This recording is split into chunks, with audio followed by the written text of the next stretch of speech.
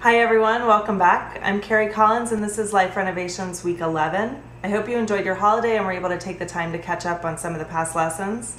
We've come pretty far. You've done a lot of introspection and observations of your life and your world. You may have already noticed a lot of changes for the better. Up to this point, we've only been practicing. So this week we're going to start putting the process in motion. I want to talk to you about inductive reasoning, the process where you start objectively comparing separate instances to see the common factor that started it all. When you've mastered inductive reasoning, you can use it to help set your process in motion. Every effect has a cause. We've talked a little about this, but it's important to state that every event that's happened in your life, or even in all of time, has come from one specific small event. In chaos theory, it's called the butterfly effect. The sensitive dependence on initial conditions in which one small change can result in huge differences at a later time. The idea became more popular from a short story by Ray Bradbury called A Sound of Thunder, where a time-traveling main character steps on a butterfly while hunting a Tyrannosaurus Rex, killing it, and in effect alters the entire evolutionary history of the Earth. Or in the movie The Butterfly Effect, which opens with the title card, it has been said that something as small as the flutter of a butterfly's wing can ultimately cause a typhoon halfway around the world. Every event in your life, no matter how large or small, has a grand impact on the rest of the world, not just on you in the present. The good you do now has the ability to build momentum for generations to come. So when you look back at your family tree, you see that had your grandparents not had that first glance, you wouldn't be in existence, or any of your relatives for that matter. All the good and bad that your family has created in the world would never have happened had they not locked eyes. In the same way, your grandparents wouldn't exist if some caveman somewhere didn't make eyes at some cave woman at some point. Had that event not happened, you wouldn't be learning these lessons, I wouldn't be teaching them, and many, many other people who have done great things in the world wouldn't exist either. This is the basis for the movie It's a Wonderful Life, and it's a classic for good reason. Even the most humdrum, boring lives affect the lives of others in dramatic ways. Poor George Bailey, after jumping off a bridge, gets a glimpse of what the world would be like had he never been born, and I'll tell you, it's not good. He realizes that his life is incredibly valuable because of the effects he's had on the lives of others. There is more life to live, and even the smallest act or just being in the right place at the right time can change not only your life, but the lives of other people around you. So we're going to look into this a little deeper using inductive reasoning, the method you used a few weeks ago when you deconstructed a cruise liner in your mind. All the people you imagined, the entertainers, the passengers, the cooks, the stewards, the captain, the architect, the engineers, the steelworkers, and even the farmers, all of them would not have had that purpose unless someone at some point saw a piece of wood floating on the water and questioned why it wouldn't sink. One piece of insightful thought changed the lives of hundreds of thousands of people who are involved in the cruise ship industry as workers, contractors, or tourists. Each person was led there by their own bit of chaos, and yet they all end up exactly where they're supposed to be. So you could say it's luck, but I completely disagree. It's no different than throwing dice. And what can seem like luck is really predetermined by the exact way the dice are placed in the hand, the amount of shakes, the force the dice are thrown, and the distance from the hand to the table. While we might not have a lot of conscious control over what numbers land, we can't say that luck is the reason for the effect, but that there's a definite cause that lies in the hands of physics. While hard to comprehend, it's possible to know exactly what numbers are going to fall if you can execute a throw with exact precision in accordance to the law of physics. The dice placed in the exact right place in the hand, in the exact right position, the exact force of the throw, in just the right direction, or just on the right surface of the table. It's a huge, giant equation. What seems like luck is predetermined by factors that our brains just aren't fast enough to comprehend. Having the ability to inductively reason allows you to remove the ideas of superstition, magic, and luck and see that everything happens for a clear and definite purpose. When you have a clear understanding of this law, the law of causation, it's natural to start questioning the bigger picture. What keeps the world in a constant state of equilibrium? You know when you put two like poles of a magnet together, the magnet will repel itself and some force keeps you from not being able to push it together. You also know that when you switch sides, the magnet pulls together so strongly that it takes extra effort to pull it apart. These same laws govern the universe. They keep the planets close, but they also keep them apart from each other. Even gravity is now known to be that same law, that we're attracted to the ground just as much as we're repelled from it. This keeps us from flying away just as much as it keeps us from being stuck to the ground. This is the basic idea of the law of attraction.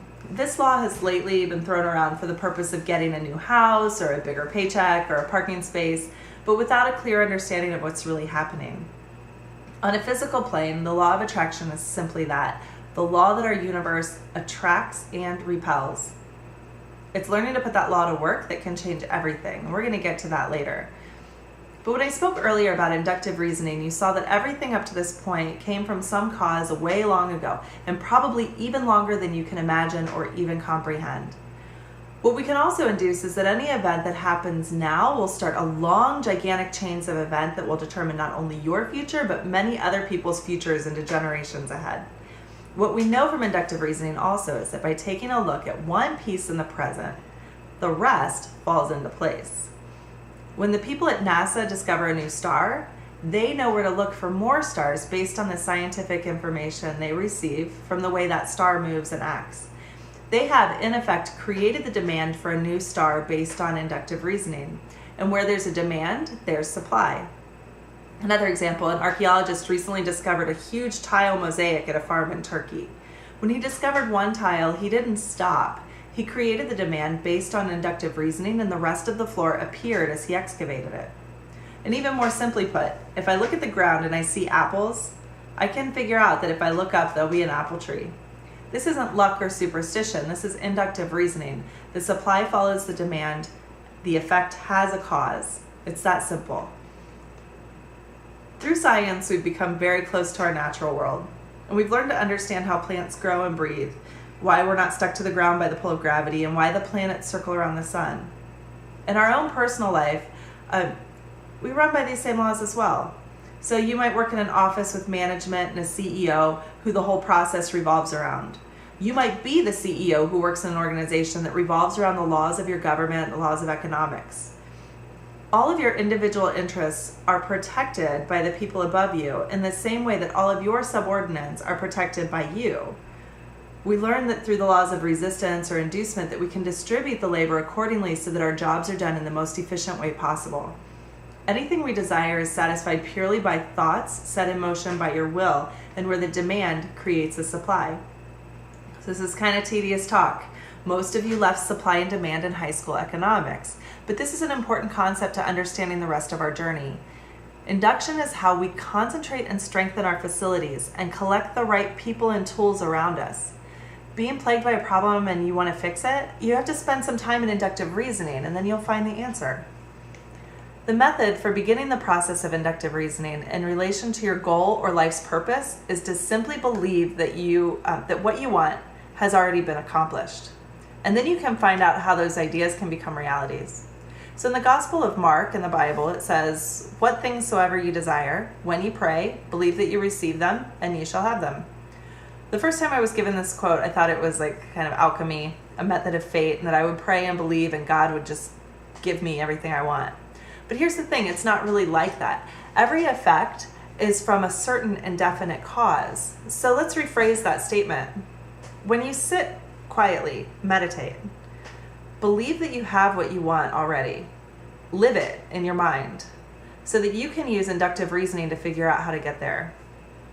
About 3 weeks ago, I talked to you about how your mind is omnipresent, that your thoughts can be in any location at any time. And if I say right now, like, remember your third grade teacher? And you instantly go back in your mind to third grade. And for a second, you can picture it like you're already there. And if you've been practicing your meditations and visualizations, you could probably spend 10 to 15 minutes revisiting your third grade classroom in your mind. Of course, this exists in your mind. You're not really there, but you can experience that moment in time all over again. Your mind, being omnipresent, has the ability to travel into the future also. Not the real future, because we know that there are a multitude of causes that will even affect what happens tomorrow. But you can take a look at how you want the future to look through inductive reasoning and retrace your steps back to the present. Now back to earlier weeks. You know that if you take a thought here, reason it a bit, determine it's true, and then that thought's sent to your subconscious, so your solar plexus, And that thought is accepted as true, your subconscious starts working night and day to make sure that you accomplish it. Our desires become facts to our subconscious. In the same way, a seed, if you don't disturb it, will become a flower. Your desires, if you don't disturb them, will become yours. And it seems like things happen by fate or luck, but those are just names for some things that we just don't understand. So go back to the dice throw. If I know that I want to hit sevens, then I can, in theory, figure out exactly how to place the dice, the force to shake, what direction, how to throw it, and get sevens every time. But it's a lot of work to figure that out. I have to really want sevens. Really want them. In the same way, if you really want to accomplish your goal, you can start from the end product and figure out what steps you need to get there. When you meet people, you'll know if they're around to assist in your goal. And when things happen, you'll know if they're part of the plan. Once you know how to get what you want in your mind, it becomes easy and you can start the process. So when you take the time to really understand the power of your mind and how that power can be directed and made available for the solution of all sorts of problems in the world, you found that you really can make a huge difference. We're at a tipping point in the world. Not only are the handful of you guys doing this work, but thousands of other people are coming to this realization all over the world. And if we all raise the vibration of our consciousness, we can do everything, from just being happier to solving the biggest problems that plague mankind. The greatest power is thought, and through thought alone comes ideas that can be managed to create the physical things that will cure cancer, solve hunger, clean the environment, govern our countries. It's limitless. Thought reaches its highest activity when you retreat into the silence. Meditation and visualization are the only paths to insight and enlightenment. And when you're willing to sit still and clear your mind of the riffraff of everyday life and really focus, you might just get a burst of gamma rays that brings your insight into what's next. This is where our brain functions at its highest level. You're surrounded by all sorts of people who've done it, whether personally or our philosophers of olden days. They've achieved what seems impossible. They've realized lifelong dreams. They've changed the world and they've changed themselves, and you've marveled at them and wished you could be like them and envied them. But now you get it and you have it. The power's in your thought. So for your journaling this week, I want you to explore your past. I want you to think of one instance when you felt really proud of yourself, really accomplished. And then use inductive reasoning to retrace your steps. So starting at that great, fantastic moment, start working backwards and create a family tree of your success. Don't just think linearly. Be aware of where the people and events who supported you came from as well. So let me give you an example. One of my most proud moments was playing a list etude at a variety show in high school. It wasn't a big deal concert by any means, but it was the most diverse audience of my peers and my chance to really show my talent, and I nailed it. So much that people started cheering in the middle of the song, which is totally unacceptable in classical music. But still, I felt fantastic. And it was one of my most favorite performances of all time. A lot of people led to that event. My piano teacher, Carmen, of course. My sister, Trisha, got me the audition. My choir director, who stood up for me when the show directors said it was too long. The actual show, obviously. And a bike race, if you can believe it or not. So for Carmen to be my teacher, a list of events had to happen. Carmen was a Cuban refugee. So first things first, she had to get on that boat. Second, her family supported her musical talent. Third, she got a job at Ohio State, moved to Gahanna, Ohio, where I grew up. Fourth, she took on 2 young piano students whose mom was my sister's viola teacher and recommended me to her. And fifth, she took me on as a student. Now my sister Trisha, she got me this audition. First, she joined a choir when she was 5 years old, which led to this love of being on stage. Second, she learned viola, started lessons with her teacher, who introduced me to Carmen. Third, she encouraged me to play certain pieces and inspired me. Fourth, she joined theater classes and became close to the directors of the show. And fifth, she auditioned, got the role of MC for the variety show, and actually introduced me as I went out on stage. My choir director, first, his parents supported him in an opera career. And that led to him becoming a choir director at my high school. He supported me as an accompanist and gave me challenging music.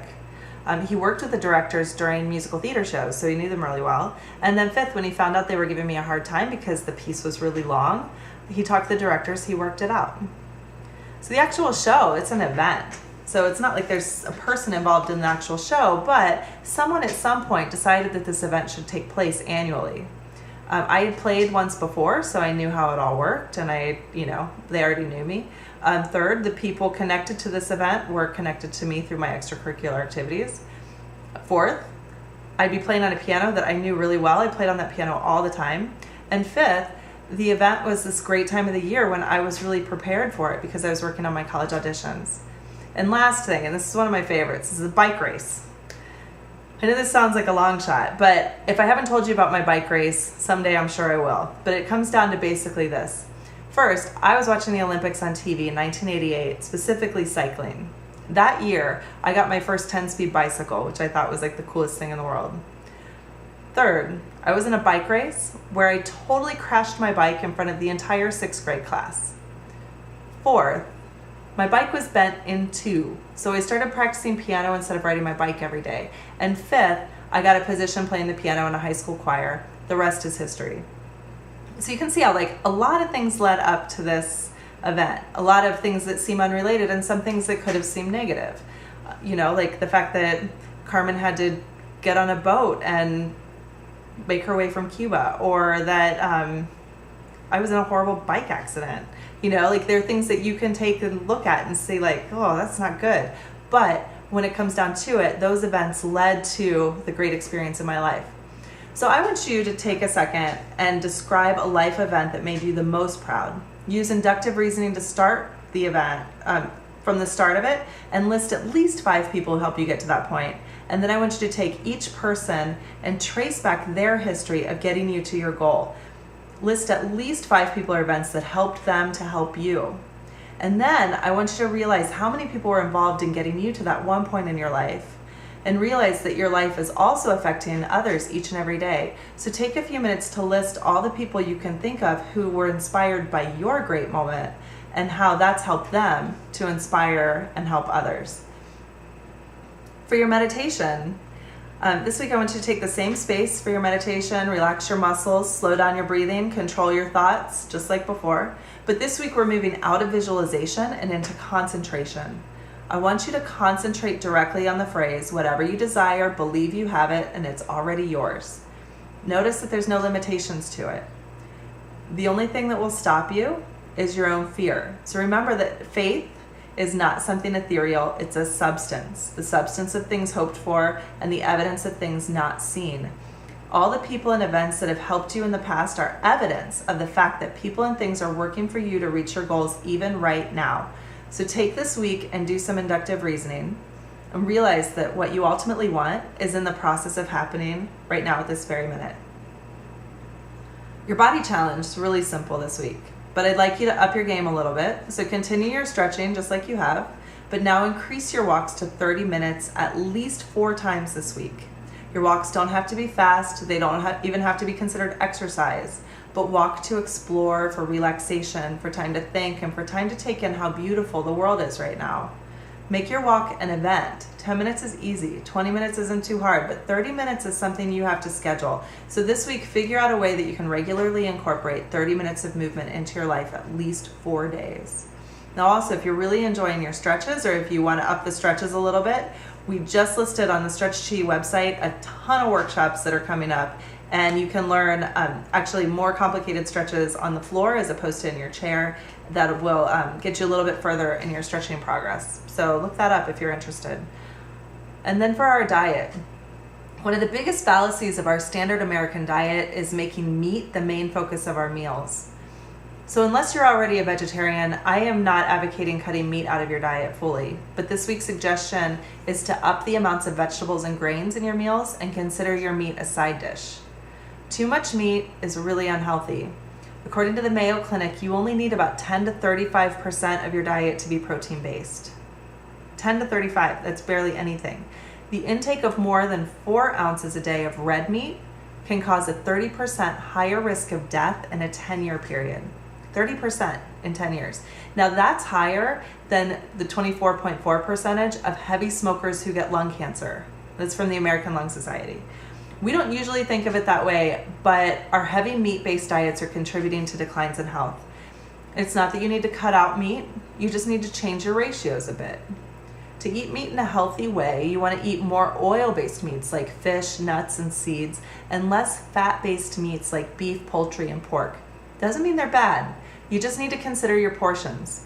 Cutting out fat-based meats completely isn't much fun, so I have 3 easy solutions. When you cook for yourself at home, cut your normal portion in half. Less than 4 ounces is about the size of a deck of cards, so don't put any more on your plate than that sized portion.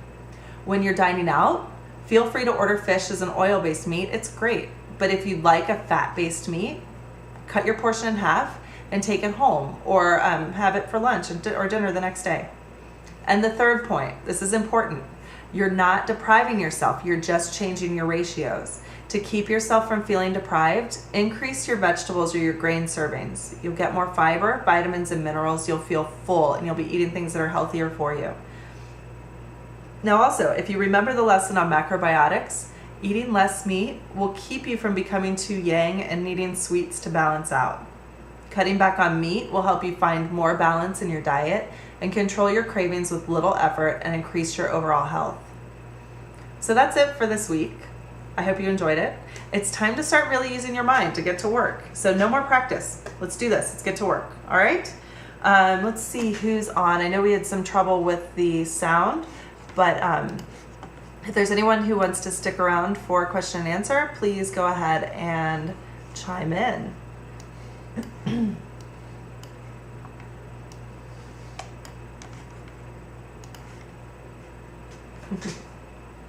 Thanks, Tracy, for letting me know about the sound. That's a pain. We're getting better, though. We're figuring it out.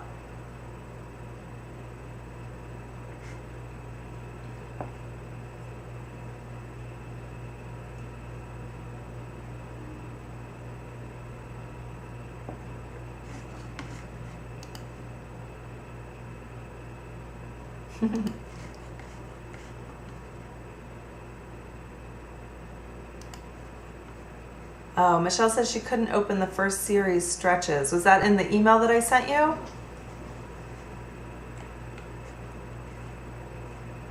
Okay, I will send that again. Did you have any trouble with the other ones? I also noticed someone brought to my attention that the week 10 journal actually says week 9, but it is actually the week 10 journal. So I just need to make that small change. So don't be surprised if you see like, oh, it's week 9 again. It's not. It's different questions. So first series of stretches. Were you able to access the videos for that? For the stretches?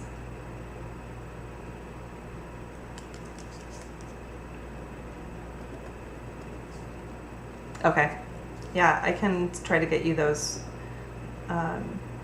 right away. Very good. You guys have any other questions? Anything coming up?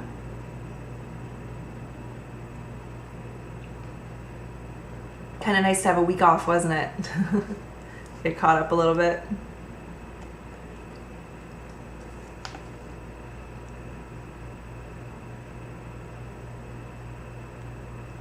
Oh yeah, if you missed the first half, I actually started over again about 12:15, so you may not have missed too much, but because we had some problem with the sound. But I will, yeah, I'll send the transcript for the video.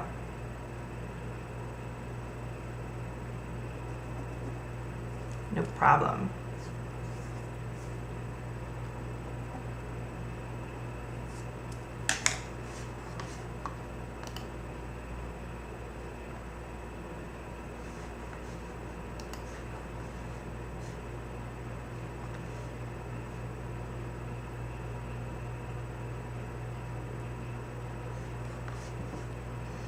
Today's affirmation, I mean, it's not so much an affirmation as much as it is just something to remember. Let me find it so I say it exactly. Dun, dun, dun, dun.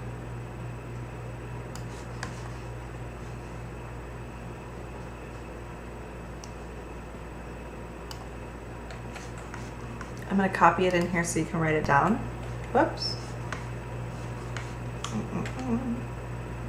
Okay. Whatever you desire, believe that you have it and it's already yours. Cool thing about this one is that it's all present tense. So it's not like whatever you desire, if you believe you have it in the future, then it'll be yours later. It's not. It's happening right now. And that's what's so cool about it. Like whatever it is that you're working towards, it is in the process of building right now. It's already yours. You already have it. It just hasn't shown itself to the full level yet, but it's already in the process. So that's what's kind of cool about it. It's like, oh gosh, how to explain it? Like it's kind of like if I'm building a table, as soon as I start cutting the wood for the table, I have a table, right? It's not like I have all this stuff and I'm putting it together and then the table's gonna happen later. As soon as I start, I'm building a table. It may not look like a table. It's, you know, there's a lot of work to do and pieces and parts that have to come together, but it's already taken the form of a table in my head. So for you, whatever you want, if you believe that you have it and it's already yours, then you know it's already in the process of happening. Does that make sense? Cool, cool, cool.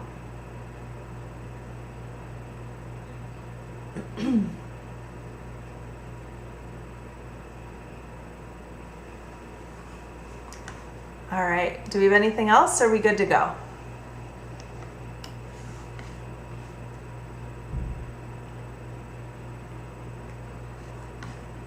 Cool, cool, cool. All right, well, let's go ahead and log off and I will see you guys next Thursday at noon.